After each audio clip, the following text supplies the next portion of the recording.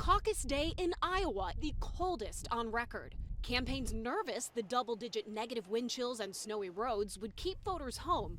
But if you ask these Iowans, people still like to go out and go for events and all that. Do you think the roads and the snow are going to keep people home, the cold weather? I do not. No? How come?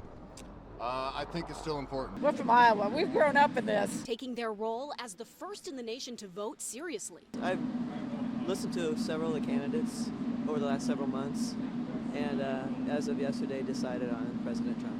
Still, because of the weather, the Iowa Republican Party says it has no expectations for record turnout. But here's what some voters told me is driving them to the polls. I think the biggest thing is the economy and the border are two of my biggest issues. The economy. Yeah. Prices. Groceries the most. Yeah. Terrible. Expensive. Yeah. So that's what's driving me.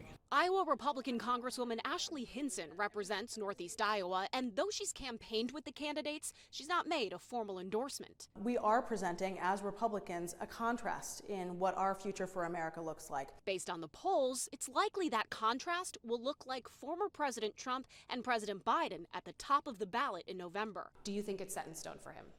Well, I certainly think that there is a lot of enthusiasm for President Trump on the ground here in Iowa, and why wouldn't there be? What I think is important is no matter who the nominee is, Iowans are going to rally and we're going to get behind a Republican nominee because we understand, again, what's at stake here. Iowa giving the nation a first glimpse at where the Republican Party stands. In Ankeny, Iowa, I'm Atra Al-Nashar reporting.